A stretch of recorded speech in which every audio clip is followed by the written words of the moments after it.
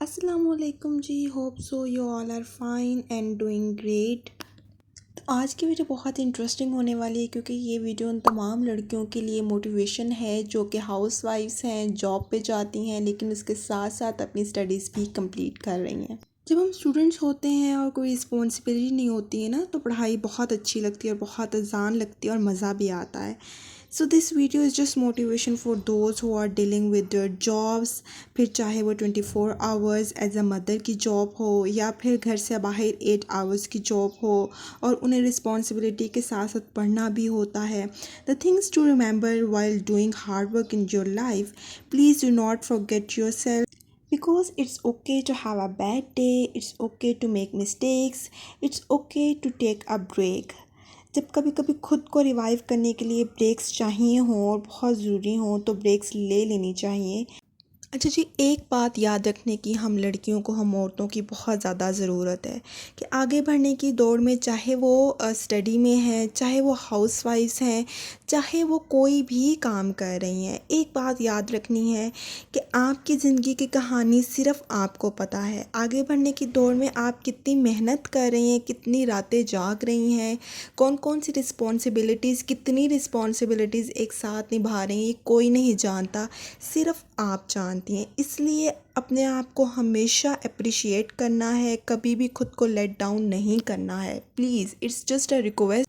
हमारे यहाँ जब ग्रेजुएशन कंप्लीट हो जाती है ना, तो लोग सुने कि अच्छा फ़लानी बच्ची पढ़ रही है, तो फिर पूछेंगे अच्छा अब क्या पढ़ रही है, अब उसको पढ़ने की क्या ज़रूरत है।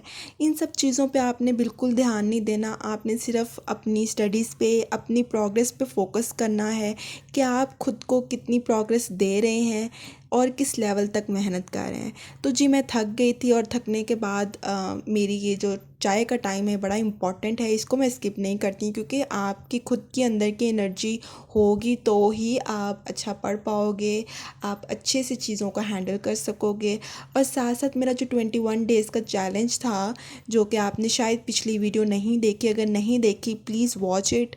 उसमें मैंने अपना ये चैलेंज रखा था कि मैं 20 मिनट की किताब ज़रूर पढ़ूँगी और मैं ये किताब पढ़ रही थी। आपको जो भी पसंद है आप वो पढ़ा करें, अपनी स्टडीज़ में ब्रेक्स ज़रूर लिया करें। जो वर्किंग गर्ल्स अपनी जॉब को मैनेज कर रही हैं और साथ साथ अपनी स्टडी कंप्लीट कर रही हैं, उनके लिए 987 स्टडी टेक्निक बहुत इफेक्टिव है। उसको हम ट्रांसफ़र इस तरह से कर लेते हैं कि 7 घंटे आपने पढ़ाई करनी है, 8 घंटे आपने सोना है और 9 घंटे आपने कोई भी काम करना है, जॉब पे जाना है, घर के काम करने हैं, बच्चों को देखना है, कुछ भी। तो मैं आ गई थी अपने क्लिनिक और क्लिनिक में मैं कर रही थी पेशेंट करने के बाद मुझे कुछ चीज़ें चाहिए थी तो मैं चली गई थी शॉप पर, द बुक मार्ट पर। और वहाँ पे जब मैं अंदर एंटर हुई तो मैंने देखा कि भाई महंगाई बहुत ज़्यादा हो गई है। मैं हर कॉपी उठा उठा के देख रही थी कि कौन सी कितने की है, और आप चेक कर सकते हैं कि 1000 की रेंज में ये कॉपीज़ हैं जो कि किसी ज़माने में 300-400 की होती थी।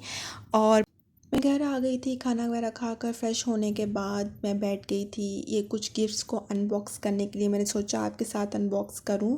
ये सऊदीया से गिफ्ट्स आए हैं, बहुत प्यार से मेरे भाई ने मुझे दिए हैं, तो आई थॉट कि मैं आप लोगों के साथ शेयर करूं।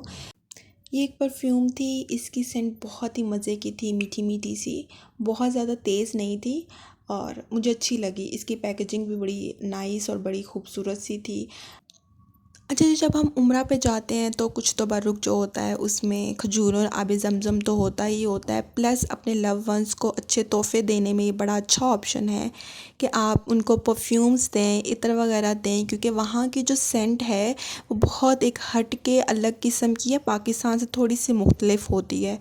तो जी, मैंने मंगवाया था वहाँ से मल्टी विटामिन सेंट्रम अपने लिए और अपनी मदर के लिए।